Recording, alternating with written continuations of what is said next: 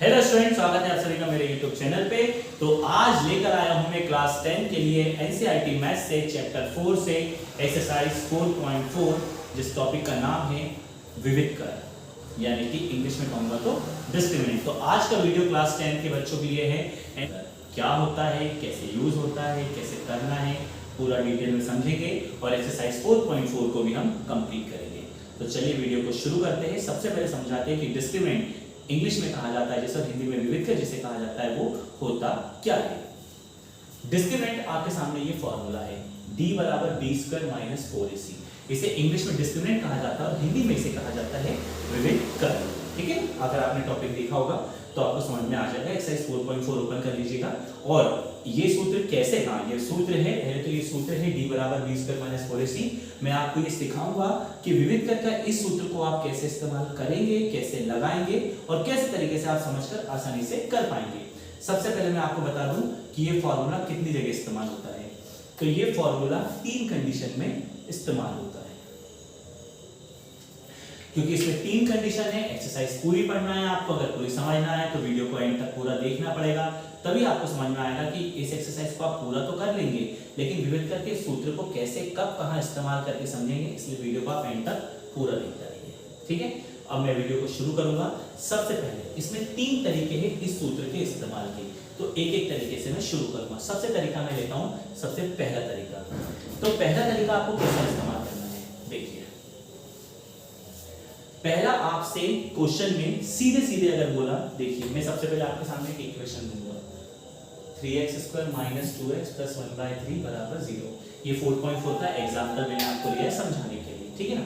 सबसे पहले इसकी आपके पास एक इक्वेशन आएगी, तो पहला बात आपको जो ध्यान रखनी वो ये कि अपॉन में कोई नंबर नहीं होना चाहिए। अगर अपॉन में कोई नंबर है तो पहले आप एलसीएम लेके उसको हटाइए। अब एलसीएम कैसे लेंगे, बाकी नंबर को नीचे पहले तो आप 1 मान लीजिए, 1 माना। अच्छा हाँ, मैं पहले बता दूं तीसरे तरीके में पहला तरीका कैसे माना। पहला तरीका ये होता है जब प्रश्न में सीधे सीधे लिखा रहता है कि दिए गए समीकरण का विविध कर ज्ञात कीजिए। मतलब आपके सामने एक वर्ग समीकरण बना होगा, वर्ग समीकरण जिसमें घात 2 होती है, इंग्लिश में बोले तो एक क्वाड्रेटिक इक्वेशन होगी। क्वाड्रेटिक इक्वेशन में आपके पास टॉपिक लिखा रहेगा फाइंड डिस्क्रिमिनेंट। पहला फाइंड डिस्क्रिमिनेंट जब लिखा रहेगा तब आपको ये फॉर्मूला इस्तेमाल करना है, पर उसके लिए आपके सामने जो इक्वेशन होनी चाहिए उसमें अपॉन में कोई नंबर नहीं होना चाहिए। अगर होता है तो आप उसे कैसे सही करेंगे, देखिए। ये उदाहरण नंबर 18 का ला रहा हूं, एक्सरसाइज 4.4 का। देखिए आपने एक एक माना, 3 एक एक का एलसीएम आया आपके सामने 3। बहुत आसान है, 3 एक एक का एलसीएम आपके पास आया 3। अब आपको करना क्या है, जहां जहां एक है, जहां जहां एक है उसके ऊपर वाली संख्याओं में 3 का गुणा हो जाएगा। ये हो जाएगा 3 3 या 9, ये हो जाएगा 3 दूनी 6। जहां जहां आप एक देख रहे हैं उसके ऊपर वाली संख्याओं में इस 3 का गुणा करना है। 3 3 is 9, x स्क्वायर वैसे 3 2 is 6, x वैसे प्लस, और जहां पर ये सेम है वहां ऊपर कुछ नहीं करना है, ऊपर के नंबर को वैसे ही उतारना है, इक्वल टू में 0। तो 9x square minus 6x plus 1, ये डिवाइड से इनटू में चला जाएगा। सो फाइनली आपको मिला 9x square minus 6x plus 1 बराबर 0। तो हो सकता है आपके सामने, ऐसा हो सकता है नहीं, अगर तो होता ही है, आपके सामने हो सकता है ऐसी बनी बनाई इक्वेशन आ जाए जिसमें अपॉन में कोई नंबर ना हो। अब मैं डायरेक्ट इसको भी ले सकता था, पर मैं सोचा आपको थोड़ा डिटेल में ही समझाया जाए। तो अगर इस तरह का समीकरण आता है तो पहले नीचे वाले नंबर को आपको हटाना है, इसलिए आप पूरे का एलसीएम लेंगे। जहां जहां 1 है उसके ऊपर आप इससे गुणा कर देंगे, लेकिन जहां पर संख्या सेम है ऊपर के नंबर को वैसे ही रखेंगे, ये भाग से चला जाएगा गुणा में, ये इक्वेशन तैयार। क्वेश्चन में लिखा आएगा विविध कर ज्ञात कीजिए, फाइंड डिस्क्रिमिनेंट। अब आप उसके बाद क्या करेंगे, सबसे पहले यहाँ एबीसी की वैल्यू लिख लेंगे। तो चलिए यहाँ लिख देता हूँ शुरू में। तो a का मान होगा 9, जो x स्क्वायर के साथ होगा a का मान, कॉमा b का मान होगा जो x के साथ होगा यानी -6, और जो बच जाएगा वो c का मान होगा। फिर आपको समझना पड़ेगा, जो x स्क्वायर के साथ होगा उसको a ले लीजिए, जो x के साथ होगा उसको b ले लीजिए, जो अकेला होगा उसको आप c ले लीजिए। सवाल जितना डिटेल में करेंगे, कॉपी चेक करने वाले के लिए भी अच्छा, आपके समझने के लिए भी अच्छा, क्योंकि क्वेश्चन में लिखा है विविध कर ज्ञात कीजिए, फाइंड डिस्क्रिमिनेंट। अब आप d का फॉर्मूला बनाएंगे। इस सूत्र को टोटल 3 तरीके से इस्तेमाल किया जा सकता है। मैंने अभी पहला तरीका लिया है, वीडियो पूरा देखिएगा, आपको एंड तक तीनों तरीके बताऊंगा ताकि आपको पता रहेगा इस सूत्र का इस्तेमाल कब करना है। एक तो तब जब क्वेश्चन में सीधे सीधे मेंशन किया जाए फाइंड डिस्क्रिमिनेंट, विविध कर याद कीजिए। अब आपका काम खत्म। b की जगह आपने रखा -6 घात 2 -4, a का मान 9 और c का मान 1, क्योंकि इसके ऊपर -6 को 2 बार लिखेंगे, -6 गुणा -6 माइनस माइनस प्लस 6 6 हो जाएगा 36, 6 6 जा 36, -1 4 9 जा 36, 36 1 जा 36। कैसे गुणा करेंगे? पहले इसका इससे करेंगे, जो आंसर आएगा इससे करेंगे। 36 में 36 गया तो बचा 0। ये आपका आंसर, ये आपका डी कर दिया। तो जब पहला टॉपिक वो आपसे बोलेगा तो क्वेश्चन में सीधे सीधे आपसे बोलेगा कि आप डिस्क्रिमिनेंट निकालिए, यानी कि विविध कर निकालिए।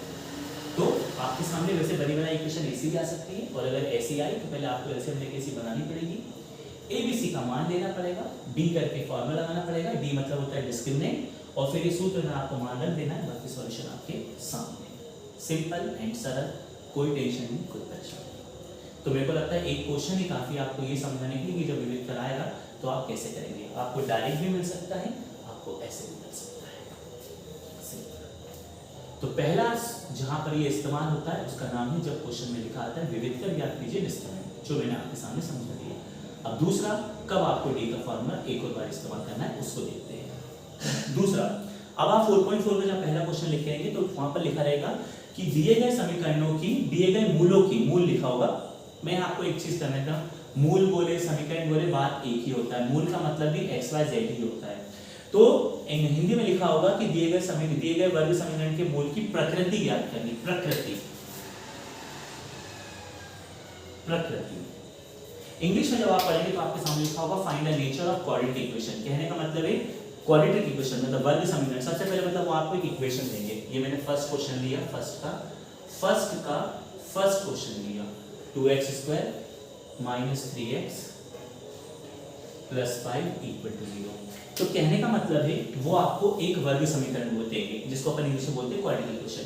एक वर्ग समीकरण आपको देंगे, क्वाड्रेटिक इक्वेशन देंगे, और आपसे बोलेंगे इसका नेचर निकालिए, इसकी प्रकृति। तो ये है डिस्क्रिमिनेंट फॉर्मूले का यूज का सेकंड तरीका। कैसे पहचानेंगे आप? आपके सामने एक वर्ग समीकरण होगा, एक क्वाड्रेटिक इक्वेशन होगी, जिसकी पहचान होती है कि जिसकी सबसे बड़ी पावर 2 होती है, फिर सिंगल वेरिएबल होता है और फिर नंबर होता है। तो ऐसा आपको एक वर्ग समीकरण देंगे, एक क्वाड्रेटिक इक्वेशन देंगे, और आपसे बोलेंगे कि इसका नेचर निकालिए। तो जैसे ही आपसे नेचर निकालने के लिए कहा, आप तुरंत समझ जाना आपको डी वाला ही फॉर्मूला लगाना है। तो ये होता है सेकंड तरीका उसको यूज करने का। आपने नंबर लिए, ए की वैल्यू 2 ले ली, बी की वैल्यू -3 ले ली, और सी का मान 5 ले लिया। अभी मैंने आपको बताया था x² के साथ है वो a, x के साथ है वो b, और जो बच जाए c। d का फॉर्मूला ले लीजिए, d² - 4ac। रखने का तरीका वही, d का मान -3, ऊपर घात 2, a का मान 2, c का मान 5, -3 को 2 बार गुणा करिए तो 3 × 9। इधर देखिए -4 × 8 = 40, 4 × 2 = 8, 8 × 5 = 40, और 40 में से 9 गया तो बचा 31, क्योंकि 40 बढ़ाया तो माइनस का। अब आप नेचर कैसे फाइंड करेंगे? आपको इक्वेशन दी, आपने जैसे आपसे नेचर बोला, आपने देखा क्वाड्रेटिक इक्वेशन है, वर्ग समीकरण है, आपने डी वाला फॉर्मूला लगाया। तो नेचर कैसे बताना है? अगर आपका आंसर माइनस में आया, अगर आपका आंसर माइनस में आया तो आपको लिखना पड़ेगा, हिंदी में उसकी प्रकृति लिखनी पड़ेगी काल्पनिक, और इंग्लिश में इसे बोलते हैं इमेजिनरी। सुन लीजिएगा, अगर आपने डी निकाला और आपका आंसर माइनस में आया, माइनस में, तो आपको लिखना है इमेजिनरी, यानी उसका नेचर हुआ इमेजिनरी, और अगर मतलब हिंदी में बोलूँ मैं तो काल्पनिक। अगर आंसर माइनस में आया, अब आप बोलेंगे प्लस पे आया तो प्लस में आया तो क्या करके बताते हैं आपको, प्लस में आएगा तो क्या कैसे लिखेंगे। बस इतना ही काम है इसमें, नेचर ऐसे ही बताया जाता है। नेचर में या तो आंसर आपका प्लस में आएगा या तो माइनस में आएगा। माइनस में आया तो आपको लिखना है काल्पनिक यानी इमेजिनरी। अब मैं इसका सेकंड क्वेश्चन लेता हूँ। तो सेकंड क्वेश्चन देखिए क्या है, 3x² - 4√3x और +4 = 0। ये लिया हमने। चलिए अब आपको करना क्या है, आपको करना है पहले आपने a का मान ले लिया, फिर आपने b का मान ले लिया, और फिर आपने c का मान ले लिया। जो x² के साथ है वो a, जो x के साथ है वो b, और जो बच गया है वो c। ठीक है, अब आप फिर से d का फॉर्मूला लगाइए। डी बराबर B square minus 4ac, B आपने रखा -4√3, ऊपर स्क्वायर 4, a का मान 3 और c का मान 4, इनके बीच में इंटू होता है। -4√3 का इंटू 2 बार करिए। चलिए मैं करके बताता हूँ। माइनस माइनस हो जाएगा प्लस, 4 चौक होता है 16, बीच में इंटू होता है, √3 और √3 होता है 3। अगर आपको नहीं पता है तो जब भी कभी ऐसे नंबरों का आप इंटू करो तो संख्या नॉर्मल संख्या का नॉर्मल संख्या से करो और रूट वाले नंबर का रूट से करिए, और अगर उसका रूट समान होता है तो रूट खत्म हो जाता है। जैसे √3 हो जाएगा 3 और 16 तिया हो गया 48, 16 तिया हो गया 48। ठीक है, यानी कि हम बात करें तो हमारे पहले वाले का आंसर आया 48 माइनस 4 तिया 12, 12 चौक 48, ये भी 48 आ गया तो 0।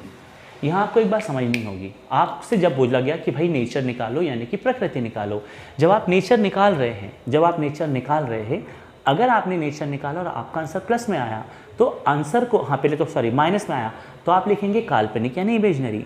आपका आंसर प्लस में आया तो आप लिखेंगे वास्तविक, क्योंकि प्रकृति दो ही होती है, या तो काल्पनिक होती है या तो वास्तविक होती है।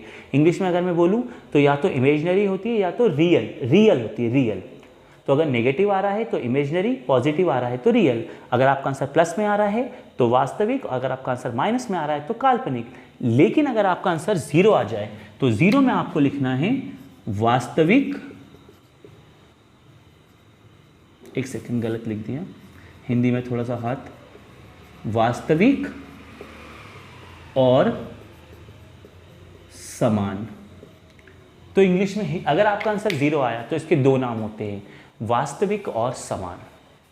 अगर आपका 0 आंसर आया तो आप लिखेंगे equal and real, equal and real. यहां दिख जाए तो इक्वल एंड रियल। तो आपको मेरी बात को ध्यान से समझना है। आपके पास एक क्वेश्चन आया, आपसे बोला नेचर फाइंड करिए, आप तुरंत समझ जाएंगे कि अगर वर्ग समीकरण दिया, क्वाड्रेटिक दी, आपसे नेचर फाइंड करने का बोला है, इसका मतलब नेचर फाइंड करने का बोला है, इसका मतलब सीधी सीधी बात है, आपको डी का फॉर्मूला लगाना है। आपने डी का फॉर्मूला लगाया, आपने आंसर निकाला। अगर आपका आंसर माइनस में मिला तो आप हिंदी में लिखेंगे काल्पनिक, आपको आंसर प्लस में मिला तो आप लिखेंगे वास्तविक, ये इसकी प्रकृति हो गई। लेकिन अगर 0 मिला तो आपको लिखना पड़ेगा वास्तविक और समान। इंग्लिश में भी एक बार बोल देता हूँ, आपको नेचर फाइंड करने के लिए कहा, आप सीधे समझ जाएगा डिस्क्रिमिनेंट का फॉर्मूला लेना है। अगर आपसे बोला कि भैया इसकी आंसर नेगेटिव आ रहा है तो आप लिखेंगे इमेजिनरी, आंसर पॉजिटिव आ रहा है तो आप लिखेंगे रियल, लेकिन आंसर 0 आ रहा है तो आप लिखेंगे रियल और इक्वल। तो ये होता है दूसरा तरीका जब आप डी को पहचान पाएंगे। अब हम आते हैं इसके तीसरे और आखिरी तरीके पे, और 4.2 के सबसे इंपॉर्टेंट क्वेश्चन, ये एग्जाम में सबसे ज़्यादा पूछा जाता है, उस वाले पे देखिए क्या है तीसरा तरीका, कैसे पहचानेंगे आप। पहले मैं आपके सामने एक क्वेश्चन ले लेता हूँ, मैं आपको अच्छे से एक्सप्लेन करता हूँ। ये है दूसरे का पहला। हाँ, मैंने पहले के 2 कराए हैं और तीसरा आपके लिए होमवर्क छोड़ दिया, आप उसको खुद ट्राई करेगा। अगर आपने वीडियो देखते टाइम 4.4 ओपन करके रखी तो 4.4 में पहले 2 क्वेश्चन मैंने करा दिए हैं फर्स्ट के, थर्ड आप ट्राई करेंगे। अब मैं उसका सेकंड बता रहा हूँ। तो सेकंड का फर्स्ट है 2x² प्लस kx प्लस 3 बराबर 0। तो मैं यहाँ आपको एक बात बहुत अच्छे से बता देना चाहता हूँ कि ये सवाल एग्जाम में सबसे ज़्यादा पूछा जाता है, सबसे ज़्यादा पूछा जाता है। अब ये क्या है, तो ये मेरा k है, अगर आपके नहीं समझ में आ रहा है तो मैं बता दूँ k है, मैंने k, ये k अल्फ़ाबेट है, पर एग्जाम में यहाँ k या p कोई भी और भी अल्फ़ाबेट हो सकता है। सबसे पहले ऐसा एक वर्ग समीकरण बना होगा, वर्ग समीकरण मतलब घात 2 वाला, एक क्वाड्रेटिक इक्वेशन होगी और उसमें एक वेरिएबल वो रख देंगे, जैसे k होगा या a होगा या p होगा, कुछ भी होगा, और आपसे बोलेंगे इसकी वैल्यू निकालो, इसका मान निकालो। चलिए मान निकालो, पर इसकी पहचान कैसे होगी। अब आप बोलोगे इसमें डी का ही फॉर्म लगाना है, कैसे पता चलेगा। तो आपने बुक खोल के रखी तो 4.4 का आप सेकंड क्वेश्चन पढ़ेंगे, वहाँ लिखा है कि फाइंड द वैल्यू ऑफ के for each of the following, के का मान निकालना है। लेकिन क्वेश्चन के सबसे आखिरी में जब आप लाइन पढ़ेंगे तो वहाँ लिखा होगा इक्वल रूट्स, इक्वल रूट्स।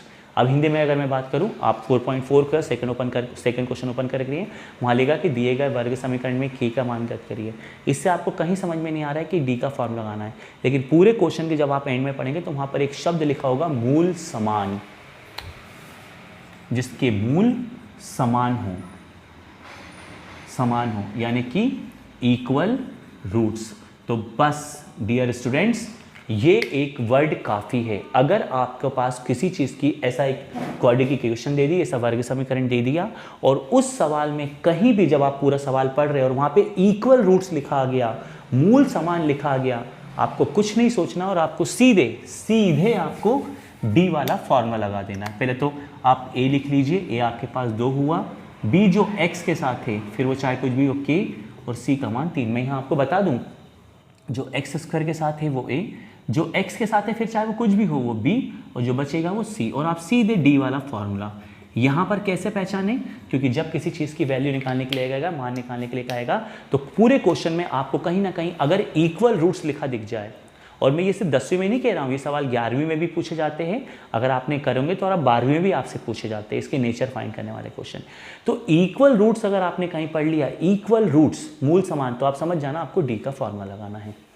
तो डी का फॉर्मूला कैसे, देखिए बी आप रख देंगे के -4, ए का मान आपने रखा 2, सी का मान आपने रखा 3, और यहाँ पे आप डी को लेंगे 0। ध्यान रखिएगा जहाँ भी इक्वल रूट्स लिखा है आप डी को, उसका रीज़न भी बताता हूँ, क्योंकि जो डी की वैल्यू होती है ना ऐसे लिखी जाती है, मतलब डी का मान या तो 0 से बड़ा होता है या उसके इक्वल होता है, इसलिए जब भी इक्वल रूट्स बोलता है तो हम डी की जगह क्या ले लेते हैं, 0 ले लेते हैं। खैर आप सॉल्यूशन के लिए डायरेक्ट ले लीजिएगा। चलिए 0 वैसे ही, अब आगे बढ़ते हैं। ये के स्क्वायर 4 2 ज़ा 8, 8 3 ज़ा 24, यहाँ कर देता हूँ मैं, माइनस का 24 यहाँ ट्रांसफर कर लिए, प्लस का हो गया, ये लगा के स्क्वायर, यहाँ से स्क्वायर हटाइए, इस पर रूट लगेगा, और रूट के साथ लगता है प्लस माइनस। फिर 24 के फैक्टर निकाल लीजिए, ऐसे निकाल लीजिए आप एलसीएम 24 का, 2 1 ज़ा 2, 2 ज़ा 4, 2 6 ज़ा 12, 2 3 ज़ा 6, 3 1 ज़ा 3, यानी कि 2 × 2 × 2 × 3, इसमें 2 2 की जोड़ी बनाइए, जिसकी जोड़ी बनी वो बाहर आ गया, जिसकी नहीं बनी 2 और 3 उनका इंटू होके वो अंदर रह गए, तो ये आया के का मान। सिंपल, कोई टेंशन नहीं। तो यह है तीसरा तरीका, जब आप पहचान जाएंगे कि डिस्क्रिमिनेंट आपको निकालना है। तो मैं आपको पहचान भी बता रहा हूँ, नहीं तो आप कंफ्यूज रहेंगे अरे हम डी कब लगाए कब नहीं लगाए, इसलिए मैंने आपको सिंपल पहचान भी बता दी तीसरी। ठीक है, चलिए मैं एक और सवाल आपके लिए लेता हूँ, हालांकि इसमें 2 ही सवाल हैं, और इस टाइप का कोई सवाल आए तो आप इजीली कर सकते हैं। फिलहाल मैं आपके लिए सेकंड क्वेश्चन लेता हूँ। सेकंड क्वेश्चन देखिए आपको दे के रखा है कि एक्स ब्रैकेट में है x - 2 + 6 = 0। सबसे पहले ये इसके साथ इंटू में आपको ब्रैकेट ओपन करना पड़ेगा, यानी अंदर इंटू करिए, तो k वैसे ही रहेगा, x और x का इंटू करेंगे तो बन जाएगा x², बीच में माइनस है, kx का 2 से करिए 2kx + 6। मैं आपको यहाँ फिर बताना चाहूँगा, सबसे पहले ये ब्रैकेट ओपन करेंगे, ये इसके साथ इंटू में, अंदर इंटू होगा, k वैसे ही, x और x बन जाएगा x², बीच में माइनस ही, kx का 2 से करिए 2kx + 6 = 0। सिंपल। अब a का मान ले लीजिए, जो x² के साथ है यानी k, जो x के साथ है यानी कि -2k, और c का मान ले लिया 6। d का फॉर्मूला लगाया, b² - 4ac। ध्यान रखिएगा x² के साथ जो भी है वो a, x के साथ जो भी है वो b, और जो बच गया वो c। d को 0 ले लेंगे, क्यों लेंगे मैंने बता दिया। b का मान रखिए -2k, ऊपर लगाइए स्क्वायर 4, a का मान k, और c का मान आपने लिया 6। बाकी सॉल्यूशन यहाँ कर देता हूँ। देखिए चलिए एक स्टेप पहले और कर देता हूँ, सिखाया है फिर ध्यान। ये जो घात 2 आप देख रहे हैं ये माइनस पे भी है, 2 पे भी और k पे भी है, यानी -2k का इंटू आप 2 बार करेंगे, तो माइनस माइनस प्लस 2 2 ज़ा हो जाएगा 4, और k 2 बार आ रहा है तो ये रहेगा k²। सिंपल। उसके बाद माइनस नंबर का इंटू कीजिए, 4 6 ज़ा 24, साथ में चल रहा है k। अब आपको यहाँ से कॉमन निकालना पड़ेगा, तो देखिए कॉमन कैसे निकालेंगे, मैंने आपको सिखाया था, वेरिएबल में से निकालना है। यहाँ 2k है, यहाँ 1k है, तो 1k को निकाल लीजिए कॉमन, तो यहाँ बचा 4, 2k थे तो 1k बचा, और 4k थे, और 24 अकेला, क्योंकि ये वाला k कहाँ निकल चुका है, बाहर। आपके पास देखो तब पिछले सवाल में एक ही k था, अब दोनों में k है तो आपको k निकालना पड़ेगा कॉमन। निकाल लिया। अब आप क्या करेंगे, ये आपके पास 2 वैल्यू बीच में इंटू है, एक एक करके इनको k के बराबर लो। पहले k को 0 के बराबर लेंगे, तो k का मान 0, फिर एक बार इसको ले लीजिए, तो 4k माइनस का 24 प्लस का हो गया, और ये इंटू से जो 4 है ये चला गया डिवाइड में, तो 4 के टेबल में 6 बार, तो 1k का मान आपको 6 मिल गया। तो 4.4 के पहले और दूसरे नंबर के मैंने सवाल आपको करा दिए। तीसरा, चौथा, पांचवा इतने इंपॉर्टेंट नहीं, उसमें it is possible, it is possible, it is possible पूछा गया है। ऐसे सवाल एग्जाम में नहीं पूछे जाते हैं। पहले और दूसरे नंबर के क्वेश्चन बहुत इंपॉर्टेंट थे, वो मैंने आपको बता दिया। तो आज की वीडियो में ये चीज़ आपने देखी है। आज की वीडियो में आपने सीखा कि जो डिस्क्रिमिनेंट है वो कितने तरीके से निकाला जाता है। तो डिस्क्रिमिनेंट कितने तरीके से निकाला जाता है? 3। आपकी पहचान क्या क्या है? पहला, क्वेश्चन में सीधे लिखा रहेगा फाइंड डिस्क्रिमिनेंट, यानी कि भैया विविध कर ज्ञात करो। सेकंड में आपसे पूछेगा नेचर मीन्स आपसे पूछेगा प्रकृति, मूलों की प्रकृति, रूट्स की आपसे पूछेगा प्रकृति, तब आपको। और तीसरे क्वेश्चन में आपको किसी चीज की वैल्यू निकालनी होगी और वहां पे लिखा रहेगा रूट्स इक्वल, और यानी कि मूल समान है। तो ये 3 ऐसे केस हैं जब आप क्वेश्चन में पढ़ेंगे और आप सीधे लगाएंगे डिस्क्रिमिनेंट यानी कि विविध कर का सूत्र सीधे। तो ये 4.4 का और पहले और दूसरे नंबर में से सवाल आपसे पूछे जाते हैं, इसलिए मैंने वो इंपॉर्टेंट टॉपिक आपके लिए है डिस्क्रिमिनेंट का, विविध कर का। अगर आपको वीडियो पसंद आ गया हो, सवाल समझ में आ गए हो, तो वीडियो को लाइक करना मत भूलना। वीडियो को पूरा देखकर आप सवाल समझ गए हो, आपको अच्छा लगा हो तो कमेंट बॉक्स में भी लिखकर बताइएगा। अगर आप चैनल से नए जुड़े हैं तो चैनल को सब्सक्राइब जरूर कीजिएगा। और फिर मैं कहूँगा, अगर आप ये वीडियो देख रहे हैं, आपकी ज़रूरत का ये वीडियो आपको नहीं लग रहा है, तो क्लास 10 के या उन ज़रूरतमंद तक ये वीडियो पहुँचा दीजिए जिनको इसकी ज़रूरत है। मेरा प्रयास, आपका सपोर्ट, मिलकर बनाएंगे एक नया इतिहास। Thank you.